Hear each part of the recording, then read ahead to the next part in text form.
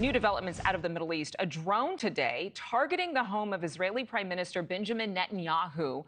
We're told no casualties are reported as of this attack. It looks like the prime minister is just fine. It comes as Iran's supreme leader is vowing retaliation for the killing of the head of Hamas, the one who orchestrated October 7th, Yahya Sinwar. He is credited again as the mastermind behind the atrocities that killed more than 1,200 people and led to the kidnapping of more than 240 hostages, including American citizens. The U.S. and Israel do agree Sinwar's death could help lead to a ceasefire and, more importantly, help secure the release of those about 100 remaining hostages held in Gaza. President Biden saying 7 Americans are among those hostages currently being held by Hamas, 4 of whom are believed to still be alive.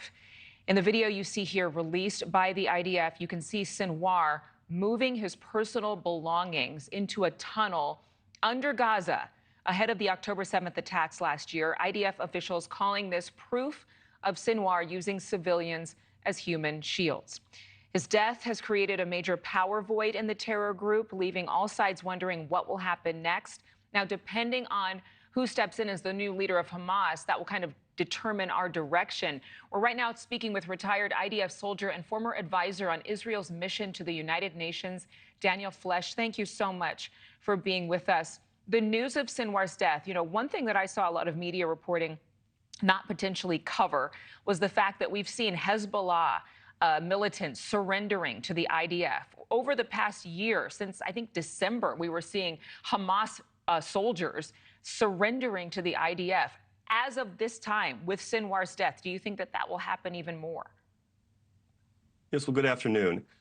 Certainly it's possible. I think the videos that I've been seeing, supposedly it's more Gazan civilians than Hamas terrorists who are surrendering, but certainly the offer is out there. And the message should be sent loud and clear to the Palestinians and to the anti-Israel terrorist organizations in the region, not only looking how Sinwar died, but also how he lived. That video you just played of him moments and hours before conducting the largest attack against the Jewish people since the Holocaust, what was he doing?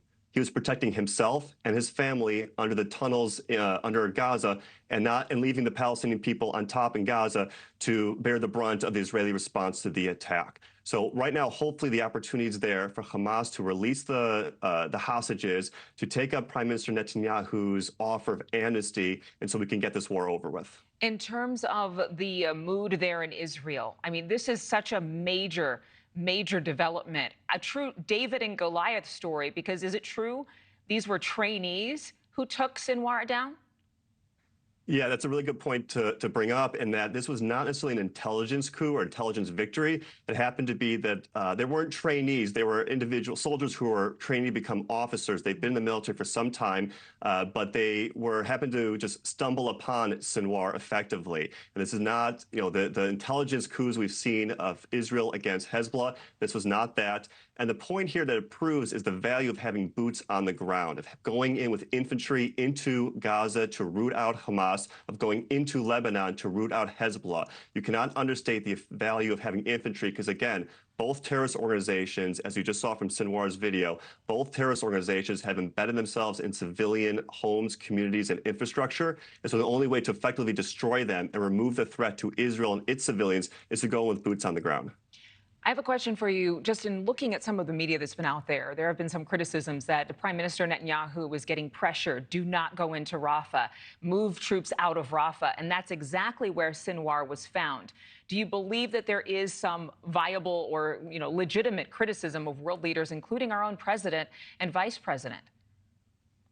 Ultimately, if you wanted to defeat Hamas, you had to go to Rafah for a few reasons. One is its supply line was from Rafah into Egypt. So if you want to defeat the enemy, you have to disrupt and destroy their lines of communication and supply, and that was Rafah. In addition, particularly after the first and only hostage negotiation and ceasefire release back in November and December, it was clear that the rest of the hostages were being moved to Rafah, and that was the last bastion of Hamas' stronghold. So the idea that you can defeat Hamas by not going to Rafah was always foolish. And this comes down to a fundamental disagreement of perspective. For Netanyahu and the Israeli government, the objective has always been victory. For Biden, this administration, and many world leaders, the objective is quiet. Not victory, but quiet. And ultimately, this is an existential war that Israel's in, not only against Hamas and Hezbollah and also Iran. So you had to go to Rafah to destroy Hamas, which allows Israel now to go to Lebanon to defeat Hezbollah. And obviously, we're waiting for a response for Israel against Iran. Thanks so much for watching. Go to joinnn.com to find News Nation on your television provider. And don't forget to click the red subscribe button below to get more of News Nation's fact-driven, unbiased coverage.